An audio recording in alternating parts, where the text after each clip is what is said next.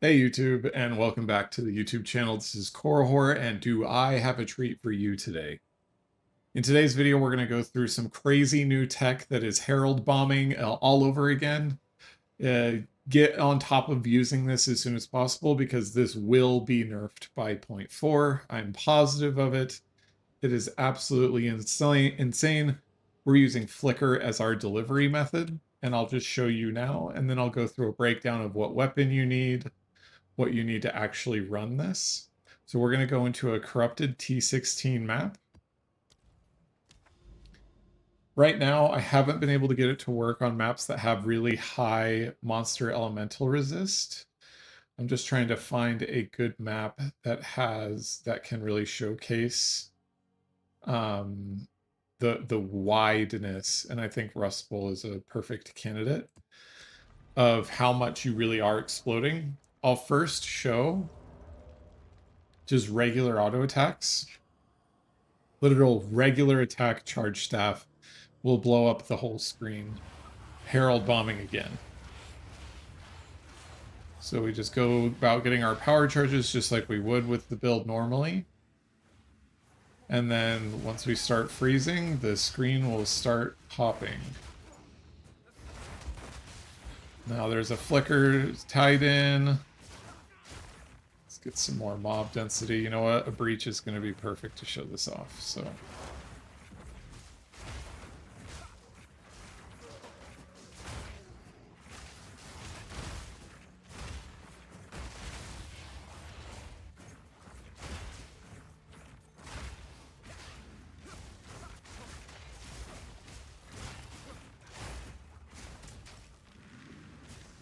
if I could get some mob density, that is.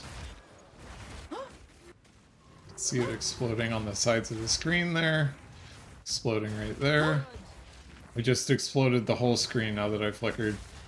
I was trying to just show it off with that, but now flicker's getting over there. Blowing up right there. Blowing up all over the place. Headhunter's teleporting me around, but you don't need a headhunter for this build at all. There you go. Fucking exploded.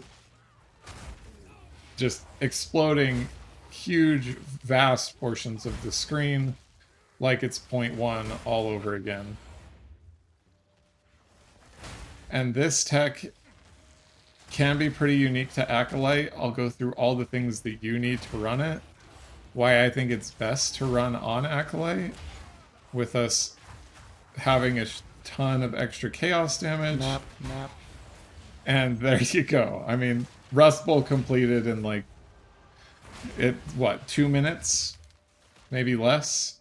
I know there's some more mechanics I can do, but that was just to kind of show off how crazy the explosions can get. I'll run another map after I go through the explanation of how and why it's working. And there's a couple of things as to how and why it's working. So the key thing to it all is Uul-Netol's Embrace. This tech I haven't seen anywhere. I think I'm the one who discovered it. But basically you break armor equal to 20% of chaos damage dealt by supported skills. And we're getting extra damage as chaos from our Ascendancy, Ming's Heart, and damages extra runes in our Quarterstaff. This will enable Herald of Ice's damage to armor break. And because it's armor breaking, we're going to get Armour Explosion out of this. So if I look at the tooltip, we've got chaos damage here. And that's how much armor we're breaking. When we're in maps, we have a lot more chaos damage than this. But let me finish showing you. Ming's Heart also, when you have a catalyst one on a perfect roll, it's 48. Even on a non-perfect roll, it's 36. So it's still a ton of extra chaos if you have it. And now all that extra chaos is enabling us to break armor. Now, in my last video, I had already showed you this tech. Well, the thing that I started noticing was, why does it feel like it's chaining? It kind of feels like it's chaining. I couldn't figure it out.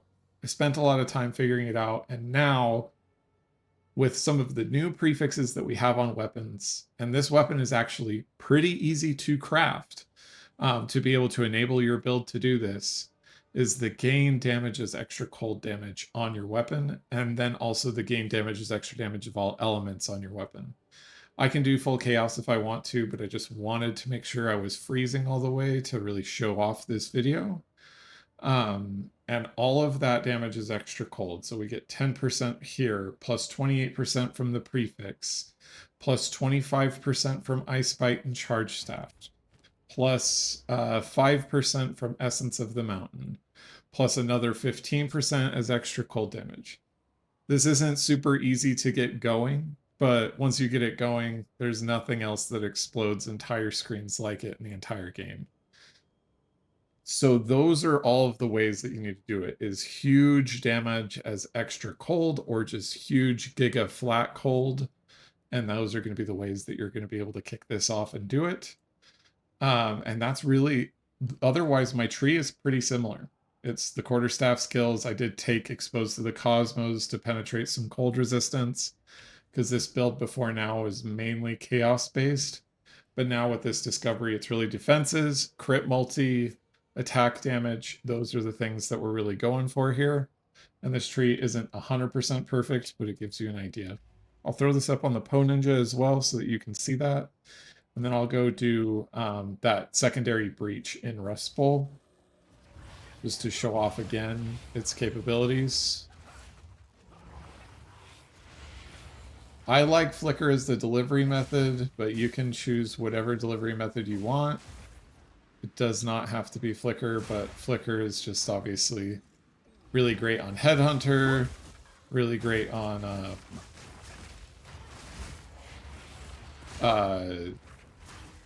like delivering the big explosions.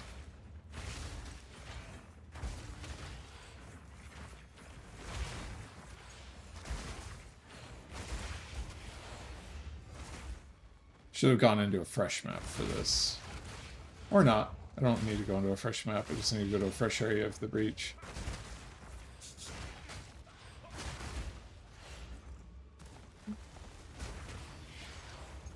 Now this is definitely more so what I had in mind with Armor Break. Being able to explode like this. Map. And it's just blowing up stuff completely off screen. And there you go, 20 breach splinters. Regular auto attack, blowing things up. It's pretty neat. Now, this part of the video, I'm actually going to show you how to craft on one of these quarterstaffs.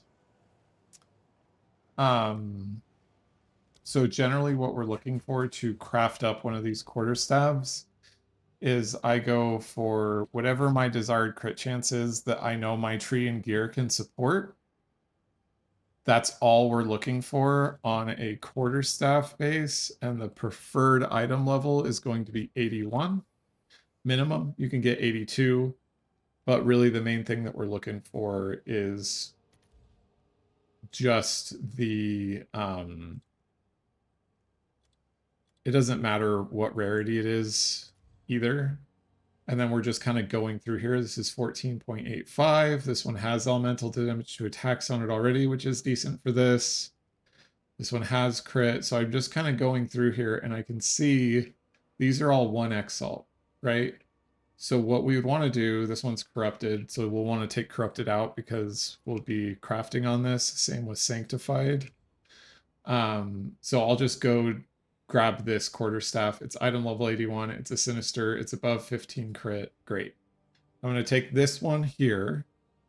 And it's 1 exalt. So this is basically your base that you're working with. And you're just going to want to fracture the crit so that you can isolate it.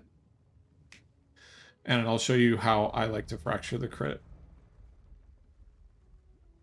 You can start with an item that is lower than that, and then get it to 3 modifiers, or like literally even just grab any 81 base, chaos roll it until you get crit, add 2 modifiers, then desecrate, then fracture, so that it's a 1 in 3 fracture. Would be how you can do that, but just in this example, I'm just going to show you. Maybe I'll get some good luck just slamming the crit on a fracture right away.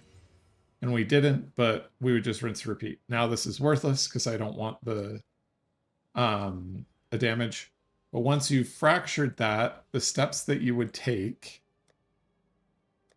would be, once crit is fractured, you'll you'll annul everything off, exalt it, and then just chaos spam it to get what you want.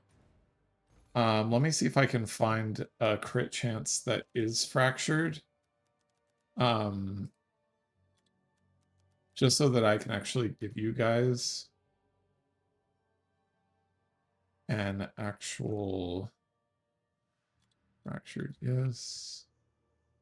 Crit bonus, intelligence. Yeah, you can see all these people attempting it, right? Like he was trying to isolate the crit with the desecrate. That's a really good example, actually. P2 cold is a fracture with the crit hit chance is good too, but it's really hard to craft on these if your suffix isn't taken care of. This suffix is pretty good too if you were going for attack speed. This is corrupted, so we can't use it. Don't want that one. Don't want that one. Yeah, so people have gone and scooped up all of the fractured crit, unfortunately.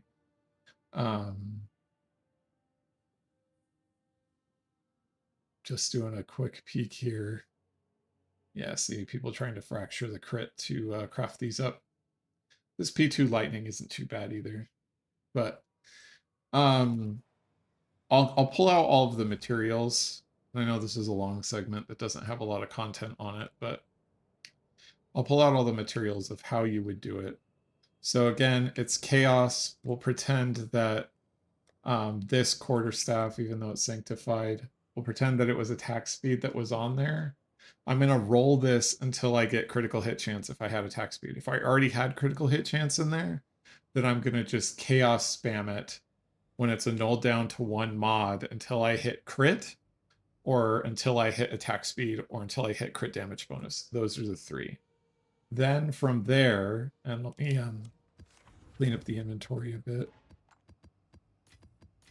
Then from there, after you've chaos, so that's first step, then you're going to grab any exalt. You're just going to take an exalt, slam it in to it, and then whatever extra mod you get. Maybe you get, even if you get lucky and you get like T1 flat cold or something, we're actually hoping that the flat cold falls off, because getting the prefixes is easier than, like, once the suffixes are set, you're in good shape. So as an example, you get top tier crit or whatever desired crit you want, desired attack speed, whatever. Then you put another mod on it. And then the item that we're going to be going for is the perfect essence of battle. And these aren't too bad. They're like 10 chaos. And then you're just going to perfect essence of battle it. If you hit the mod that isn't crit or isn't attack speed or isn't critical damage bonus, like whatever mod that you're going for, then you're done with the suffixes. And that's all you had to do. Then from there, it's kind of dealer's choice on how you want to potentially fill out the prefixes. But the main thing that I like to do with prefixes is set it up so that I get the damage as extra cold. So I can guarantee the damage is extra cold with the next roll by doing just a regular exalted orb, or if I want to do a greater exalted, I could do that as well. And then I greater exalted and I get my prefix modifier. Then from there, we're going to go to just type in prefix in the shop here, and we'll get an Omen of Sinistral Crystallization, also only 10 chaos. And this will only remove prefix modifiers. So it doesn't matter what prefix modifier we get. If we get a T1, then, or like a T2 or T3 flat elemental damage, or elemental damage to attacks at top tier, then we probably want to not chaos slam, exalt slam again, and then Omen of Sinistral crystallization. So once we have our Omen of Sinistral crystallization, then we will go get the cold, and this one is cold. So I just type in extra here, and then it's perfect essence of ice is what we would use. So then you're going to activate this Omen with 1 prefix in the staff so that you're for sure going to be replacing that prefix with this prefix. And the good thing about this prefix is it's item level 72. So if you need to get to the whittling stage, you can.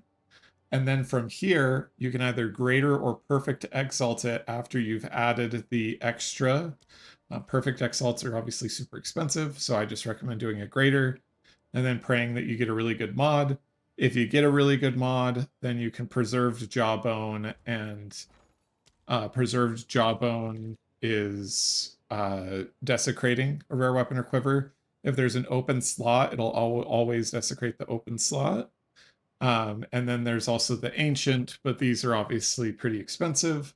But if you are trying to like craft your GG weapon like I did here, haven't sanctified it yet, but this is an exceptional base with T1, T1, T3 attack speed, T2 crit.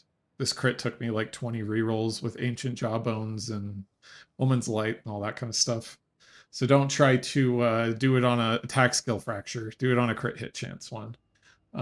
This was just the only exceptional base that I can find, could find. But that just gives you a rough idea of how to craft the quarterstaff. If you have questions on crafting the quarterstaff, I am more than happy to help in the Discord. If you join the Discord, I'm more than happy to help in the YouTube comments. But crafting that staff is going to be your main bet. Again, this doesn't have to be an Acolyte build. I think it works best because, one, we need the chaos damage in order for this to work with Uul-Netol's Embrace. We get a lot of extra of it from our kit. And then on top of that, we also leech chaos damage. So regardless of if you're going,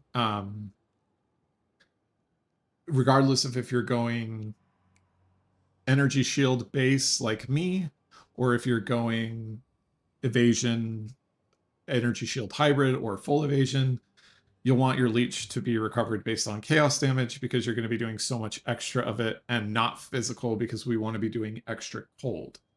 A bolting isn't 100% required. I just like boltings. I like the flavor. They're my favorite quarterstaff.